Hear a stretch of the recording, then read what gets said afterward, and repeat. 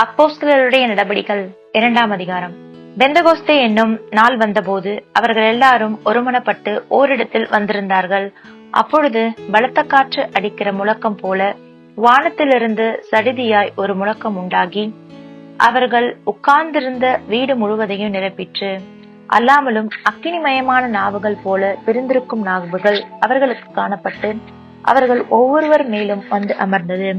அவர்கள் எல்லாரும் பரிசுத்த ஆவியினாலே நிரப்பப்பட்டு ஆவியானவர் தங்களுக்கு தந்தருளின வரத்தின்படியே வெவ்வேறு பாஷைகளிலே பேசத் தொடங்கினார்கள்.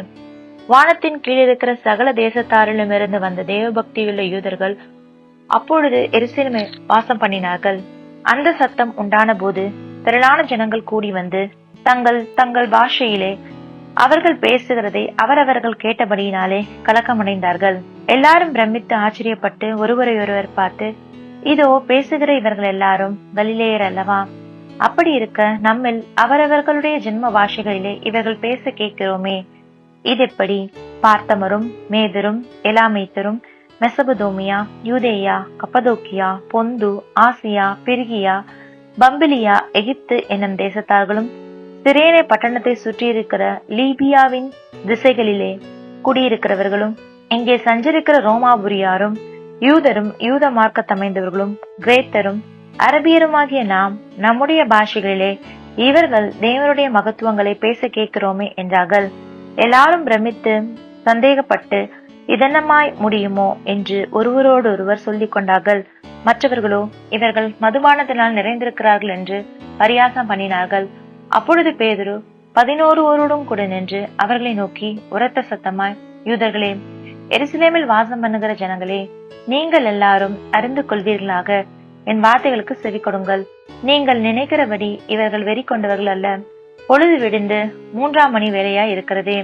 தீர்க்கதரிசியாகிய யோவேலினால் உரைக்கப்பட்டபடியே இது நடந்தேறுகிறது. கடைசி நாட்களில் நான் மாம்சமான யாவர் மேலும் என் ஆவியை ஊற்றுவேன். அப்பொழுது உங்கள் குமாரரும் உங்கள் குமாரத்திகளும் தீர்க்க தரிசனம் சொல்லுவார்கள். உங்கள் வாலிபர் தரிசனங்களை அடைவார்கள். உங்கள் மூப்பர் சொப்பனங்களை காண்பார்கள்.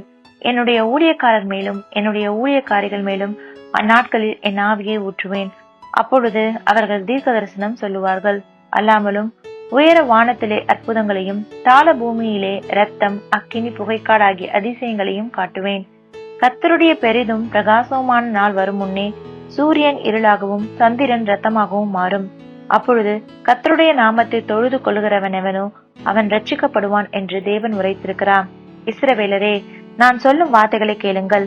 நீங்கள் அறிந்திருக்கிறபடி நசரேனாகிய இயேசுவை கொண்டு தேவன் உங்களுக்குள்ளே பலத்த செய்கைகளையும் அற்புதங்களையும் அடையாளங்களையும் நடப்பித்து அவைகளினாலே அவரை உங்களுக்கு வெளிப்படுத்தினார்.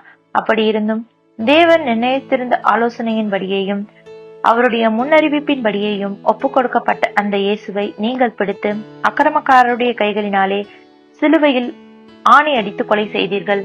தேவன் அவருடைய மரண உபாதிகளின் கட்டை அவிழ்த்து அவரை எழுப்பினார்.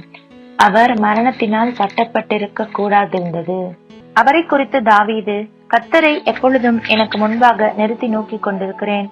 நான் அசைக்கப்படாதபடி அவர் என் வலது பாரிசத்திலே இருக்கிறார்.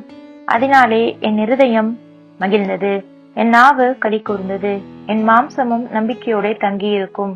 என் ஆத்துமாவை பாதாளத்தில் விடீர். உம்முடைய பரிசுத்தர் அழிவை காண ஒட்டீர். ஜீவ மார்க்கங்களை எனக்கு தெரியப்படுத்தேன். உம்முடைய சன்னிதானத்திலே என்னை சந்தோஷத்தினால் நிரப்புவீர் என்று சொல்லுகிறான். சகோதரரே, கோத்திர தலைவனாகிய தாவீதை குறித்து நான் உங்களுடனே தைரியமாய் பேசுகிறதற்கு இடம் கொடுங்கள். அவன் மரணமடைந்து அடக்கம் பண்ணப்பட்டான். அவனுடைய கல்லறை இந்நாள் வரைக்கும் நம்மிடத்தில் இருக்கிறது.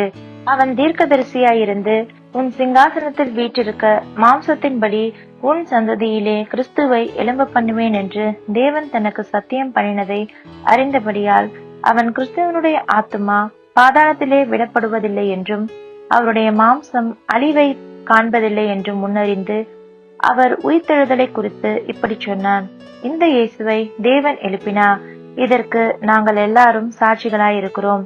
அவர் தேவனுடைய வலது கரத்தினாலே உயர்த்தப்பட்டு பிதா அருளிய வாக்குத்தத்தத்தின்படி பரிசுத்த ஆவியை பெற்று நீங்கள் இப்பொழுது காண்கிறதும் கேட்கிறதும் ஆகிய இதை பொழிந்தருளினார்.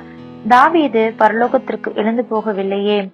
நான் உம்முடைய சத்துருக்களை உமக்கு பாதப்படியாக்கி போடும் வரைக்கும் நீர் என் வலது பார்சத்தில் உட்காரும் என்று கர்த்தர் என் ஆண்டவருடனே சொன்னார் என்று அவனே சொல்லியிருக்கிறான். ஆகையினால் நீங்கள் சிலுவையில் அறைந்த இந்த இயேசுவையே தேவன் ஆண்டவரும் கிறிஸ்துவும் ஆக்கினார் என்று இஸ்ரவேல் குடும்பத்தார் யாவரும் நிச்சயமாய் அறிய கடவர்கள் என்றான். இதை அவர்கள் கேட்டபொழுது இருதயத்திலே கொத்தப்பட்டவர்களாகி பேதுருவையும் மற்ற அப்போஸ்தலரையும் பார்த்து, சகோதரரே, நாங்கள் என்ன செய்ய வேண்டும் என்றார்கள். பேதுரு அவர்களை நோக்கி, நீங்கள் மனம் திரும்பி ஒவ்வொருவரும் பாவ மன்னிப்புக்கென்று இயேசு கிறிஸ்துவின் நாமத்தினாலே ஞானஸ்தானம் பெற்றுக் கொள்ளுங்கள். அப்பொழுது பரிசுத்த ஆவியின் வரத்தை பெறுவீர்கள். வாக்குத்தத்தமானது உங்களுக்கும் உங்கள் பிள்ளைகளுக்கும் நம்முடைய தேவனாகிய கர்த்தர் வரவழைக்கும் தூரத்தில் உள்ள யாவருக்கும் உண்டாயிருக்கிறது என்று சொல்லி இன்னும் அநேக வார்த்தைகளாலும் சாட்சி கூறி, மாறுபாடுள்ள இந்த சந்ததியை விட்டு விலகி உங்களை ரட்சித்துக் கொள்ளுங்கள் என்று புத்தி சொன்னான். அவனுடைய வார்த்தையை சந்தோஷமாய் ஏற்றுக்கொண்டவர்கள் ஞானஸ்தானம் பெற்றார்கள். அன்றைய தினம் ஏறக்குறைய 3000 பேர் சேர்த்துக் கொள்ளப்பட்டார்கள். அவர்கள் அப்போஸ்தலருடைய உபதேசத்திலும் அந்நியோன்யத்திலும் அப்பம் பிக்குதலிலும் ஜெபம் பண்ணுதலிலும் உறுதியாய் தரித்திருந்தார்கள். எல்லாருக்கும் பயம் உண்டாயிற்று. அப்போஸ்தலர்களாலே அநேக அற்புதங்களும் அடையாளங்களும் செய்யப்பட்டது. விசுவாசிகள் எல்லாரும் ஒருமித்திருந்து சகலத்தையும் பொதுவாய் வைத்து அனுபவித்தார்கள். காணியாட்சிகளையும் ஆஸ்திகளையும் விற்று ஒவ்வொருவனுக்கும் தேவையானதற்கு தக்கதாக அவைகளில் எல்லாருக்கும் பகிர்ந்து கொடுத்தார்கள். அவர்கள் ஒருமனப்பட்டவர்களாய் தேவாலயத்திலே அனுதினமும் தரித்திருந்து வீடுகள் தோறும் அப்பம் பிட்டு மகிழ்ச்சியோடும் கபடமில்லாத இருதயத்தோடும் போஜனம் பண்ணி தேவனை துதித்து ஜனங்கள் எல்லாரிடத்திலும் தயவு பெற்றிருந்தார்கள். ரட்சிக்கப்படுகிறவர்களை கர்த்தர் அனுதினமும் சபையிலே சேர்த்து கொண்டு வந்தார்.